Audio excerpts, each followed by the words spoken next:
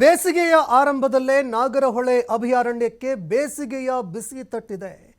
ಪ್ರಾಣಿಗಳು ನೀರಿಗಾಗಿ ಅರಣ್ಯವನ್ನ ಬಿಟ್ಟು ಆಚೆ ಬರದಂತೆ ತಡೆಯೋದಕ್ಕೆ ಇದೀಗ ನಾಗರಹೊಳೆ ಅಭಯಾರಣ್ಯದಲ್ಲಿ ಕೆರೆಗಳನ್ನು ತುಂಬಿಸುವಂತಹ ಕಾರ್ಯಕ್ಕೆ ಇಲಾಖೆ ಮುಂದಾಗ್ತಾ ಇದೆ.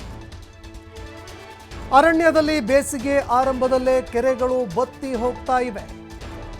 ಇನ್ನು ಕೆರೆ ಕಟ್ಟೆಗಳು ಬತ್ತಿ ಹೋಗ್ತಾ ಇರೋದಕ್ಕೆ ಅರಣ್ಯ ಇಲಾಖೆಗೆ ತಲೆನೋವು ತಂದಿಡ್ತಾ ಇದೆ. ಇನ್ನು ಈಗ ಬೇಸಿಗೆಯ ಆರಂಭದಲ್ಲೇ ಕೆರೆ ಕಟ್ಟೆಗಳು ಬತ್ತಿ ಹೋಗ್ತಾ ಇರೋದ್ರಿಂದಾಗಿ ಅರಣ್ಯ ಇಲಾಖೆಗೆ ದೊಡ್ಡ ತಲೆನೋವಾಗ್ತಾ ಇದೆ. ಹೀಗಾಗಿ ವನ್ಯಜೀವಿಗಳ ದಾಹ ನೀಗಿಸೋದಕ್ಕೆ ಅರಣ್ಯ ಇಲಾಖೆ ಈಗ ಮುಂದಾಗ್ತಾ ಇದೆ. ಬತ್ತಿದಂತಹ ಕೆರೆ ಕಟ್ಟೆಗಳಿಗೆ ಟ್ಯಾಂಕರ್ ಮೂಲಕ ನೀರು ಸರಬರಾಜು ಮಾಡೋದಕ್ಕೆ ಅಂತ ಅರಣ್ಯ ಇಲಾಖೆ ಈಗ ಮುಂದಾಗ್ತಾ ಇದೆ.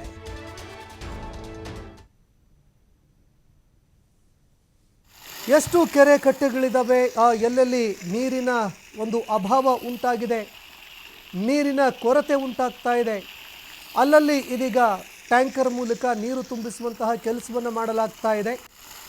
ಇನ್ನು ಬೇಸಿಗೆಯಲ್ಲಿ ನೀರಿಗಾಗಿ ಕಾಡಿನಿಂದ ನಾಡಿನತ್ತ ಪ್ರಾಣಿಗಳು ವಲಸೆ ಹೆಚ್ಚಳವಾಗುತ್ತೆ. ಕಾಡಿನ ಪ್ರಾಣಿಗಳು ನೀರನ್ನು ಅರಸ್ಕೊಂಡು ನಾಡಿನತ್ತ ಬರುವಂತಹ ಒಂದು ಪ್ರಕ್ರಿಯೆ ಹೆಚ್ಚಳ ಆಗುತ್ತೆ. ಇದನ್ನು ತಡೆಯೋದಕ್ಕೆ ಅಂತ ಅರಣ್ಯ ಇಲಾಖೆ ಪ್ರಯತ್ನ ಮಾಡ್ತಾ ಇದೆ. ನಾಗರಹೊಳೆ ಅಭಯಾರಣ್ಯದಲ್ಲಿ ಒಟ್ಟು ಸುಮಾರು 256 ಕೆರೆಗಳಿದ್ದಾವೆ. ಒಟ್ಟು 256 ಕೆರೆಗಳಿದ್ದಾವೆ.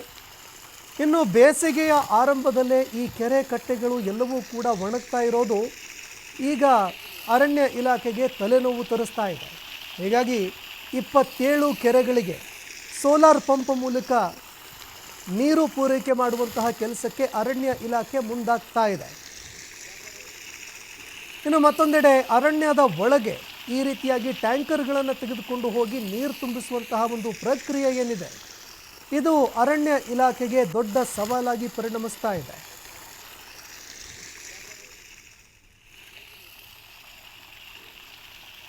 ಈ ಬಗ್ಗೆ ಮತ್ತಷ್ಟು ಮಾಹಿತಿ ಕೊಡ್ತಾರೆ ಪ್ರತಿನಿಧಿ ಪುನೀತ್. ಫೋನ್ ಸಂಪರ್ಕದಲ್ಲಿ ಜಾಯ್ನ್ ಆಗಿದ್ದಾರೆ. ಪುನೀತ್, ನಾಗರಹೊಳೆ ಅಭಯಾರಣ್ಯದಲ್ಲಿ ಈಗ ಬೇಸಿಗೆ ಆರಂಭದಲ್ಲೇ ಕೆರೆ ಕಟ್ಟೆಗಳು ಒಣಗುವಂತಹ ಪ್ರಕ್ರಿಯೆ ಆರಂಭವಾಗಿದೆ. ಇದಕ್ಕೆ ಸಂಬಂಧಪಟ್ಟಂತೆ ಅರಣ್ಯ ಇಲಾಖೆ ಕೆರೆಗಳನ್ನು ತುಂಬಿಸುವಂತಹ ಒಂದು ಪ್ರಕ್ರಿಯೆ ಕೂಡ ಮಾಡ್ತಾ ಇದೆ. ಯಾವ ರೀತಿಯಾಗಿ ನಡೀತಾ ಇದೆ ಈ ಒಂದು ಕಾರ್ಯ, ಈ ಬಗ್ಗೆ ಮತ್ತಷ್ಟು ಮಾಹಿತಿ ಕೊಡೋದಾದ್ರೆ?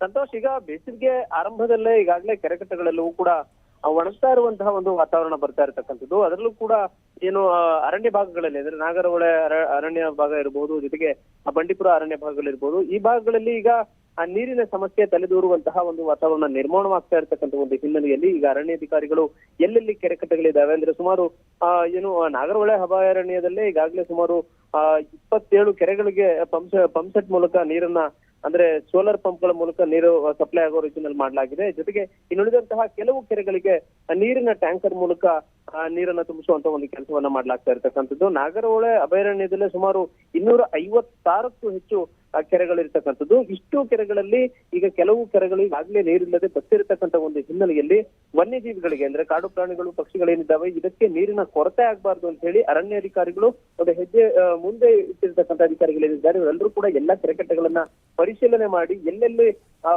ಪ್ರಾಣಿ ಪಕ್ಷಿಗಳಿಗೆ ನೀರಿನ ಅವಶ್ಯಕತೆ ಇದೆ ಅಲ್ಲಿಗೆ ಟ್ಯಾಂಕರ್ ಮೂಲಕ ನೀರನ್ನ ಒದಗಿಸ್ತಕ್ಕಂಥ ಒಂದು ಕೆಲಸಕ್ಕೆ ಈಗ ಮುಂದಾಗಿರ್ತಕ್ಕಂಥದ್ದು. ಜೊತೆಗೆ ಇಲ್ಲಿ ಬಹಳ ಪ್ರಮುಖವಾದಂತಹ ಅಂಶ ಅಂತ ಹೇಳಿದ್ರೆ ಈ ಒಂದು ಬೇಸಿಗೆ ಆರಂಭದ ಸಂದರ್ಭದಲ್ಲಿ ವನ್ಯಜೀವಿಗಳಿಗೆ ನೀರನ್ನು ಒದಗಿಸುವುದರ ಜೊತೆಗೆ ಕಾಡ್ಗಿಚ್ಚಿನಿಂದ ಅರಣ್ಯ ಸಂಪತ್ತನ್ನ ಕಾಪಾಡಿಕೊಳ್ಳತಕ್ಕಂಥದ್ದು ಬಹಳ ಪ್ರಮುಖವಾದಂತಹ ಒಂದು ಅಂಶ. ಇದಕ್ಕೂ ಕೂಡ ಬೆಂಕಿ ರೇಖೆಗಳನ್ನ ಹಾಕುವ ಮುಖಾಂತರ ಬೆಂಕಿ ಹರಡದೇ ಇರೋ ರೀತಿಯಲ್ಲಿ ಎಲ್ಲಿಯೂ ಕೂಡ ಬೆಂಕಿ ತೊರೆದೇ ಇರೋ ರೀತಿಯಲ್ಲಿ ಮುನ್ನೆಚ್ಚರಿಕೆಯನ್ನು ವಹಿಸ್ತಕ್ಕಂಥ ಒಂದು ಕೆಲಸವನ್ನು ಮಾಡಲಾಗಿದೆ. ಜೊತೆಗೆ ಕಾಡಂಚಿನ ಪ್ರದೇಶಗಳಲ್ಲಿ ಇರ್ತಕ್ಕಂಥ ಗ್ರಾಮದ ಜನರುಗಳಿರ್ಬಹುದು, ಬರುವಂತಹ ಪ್ರವಾಸಿಗಳಿರ್ಬಹುದು, ಇವರೆಲ್ಲರೂ ಕೂಡ ವನ್ಯಜೀವಿಗಳ ಬಗ್ಗೆ ಹೆಚ್ಚಿನ ಗಮನವನ್ನು ಕೊಡಬೇಕು. ಜೊತೆಗೆ ಅರಣ್ಯದಲ್ಲಿ ಎಲ್ಲಿಯೂ ಕೂಡ ಬೆಂಕಿಗಳನ್ನ ಬಿಸಾಡ್ತಕ್ಕಂಥಿರ್ಬೋದು, ಇದಾವುದನ್ನು ಕೂಡ ಧೂಮಪಾನಗಳನ್ನು ಮಾಡ್ತಕ್ಕಂಥದ್ದು, ಇದಾವುದನ್ನು ಕೂಡ ಮಾಡದೆ ಎಚ್ಚರಿಕೆಯನ್ನು ವಹಿಸಬೇಕು ಅಂತ ಹೇಳಿ ಅವರಲ್ಲಿ ಮನವಿ ಮಾಡ್ತಕ್ಕಂಥ ಒಂದು ಕೆಲಸವನ್ನು ಕೂಡ ಮಾಡಲಾಗಿರ್ತಕ್ಕಂಥ. ಸದ್ಯಕ್ಕೆ ಈಗ ಆ ಕಾಡು ಪ್ರಾಣಿಗಳಿಗೆ ನೀರಿನ ಅಭಾವದ ಒಂದು ಸಮಸ್ಯೆಯನ್ನು ಎದುರಾಗ್ತಾ ಇದೆ. ಇದನ್ನ ಹೋಗಲಾಡಿಸುವಂತಹ ನಿಟ್ಟಿನಲ್ಲಿ ನೀರಿನ ಟ್ಯಾಂಕರ್ ಮೂಲಕ ಕೆರೆಗಳನ್ನು ತುಂಬಿಸುವಂತಹ ಒಂದು ಕೆಲಸಕ್ಕೆ ಮುಂದಾಗಿರ್ತಕ್ಕಂಥದ್ದು. ಇದು ಬೇಸಿಗೆ ಆರಂಭದ ದಿನಗಳಲ್ಲಿ ಆಗ್ತಾ ಇರ್ತಕ್ಕಂಥ ಆರಂಭವಾಗಿರ್ತಕ್ಕಂಥ ಒಂದು ಸಮಸ್ಯೆ ಇನ್ನೂ ಕೂಡ ಬಿರು ಬೇಸಿಗೆ ಬರುವಂತಹ ಸಂದರ್ಭ ಇರತಕ್ಕಂಥದ್ದು. ಇದನ್ನ ಎದುರಿಸಲಿಕ್ಕೆ ಯಾವ ರೀತಿ ಸನ್ನದ್ಧರಾಗಿದೆ ಅನ್ನೋದು ಪ್ರಮುಖವಾದಂತಹ ಅಂಶ. ಸದ್ಯಕ್ಕೆ ಈಗ ಕೆಲವು ಕೆರೆಗಳಲ್ಲಿ ಏನು ನೀರು ಇಲ್ಲದಂತಾಗಿದೆ, ಆ ಒಂದು ಕೆರೆಗಳನ್ನ ತುಂಬಿಸ್ತಕ್ಕಂಥ ಒಂದು ಕೆಲಸವನ್ನು ಮಾಡಲಾಗಿದೆ. ಕೆಲವು ಕೆರೆಗಳಿಗೆ ಏನು ಸೋಲಾರ್ ಮೂಲಕ ಪಂಪ್ ಸೆಟ್ ಅನ್ನು ಅಳವಡಿಸಿ ಅಲ್ಲಿ ನೀರು ತುಂಬುವಂತಹ ರೀತಿಯಲ್ಲಿ ಕೆಲಸವನ್ನ ಮಾಡಲಾಗಿರ್ತಕ್ಕಂಥದ್ದು.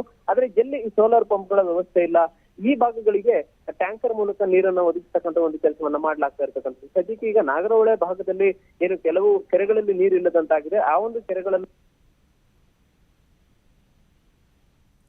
ಧನ್ಯವಾದಗಳು ಪುನೀತ್ ನಿಮ್ಮೆಲ್ಲ ಮಾಹಿತಿಗೆ.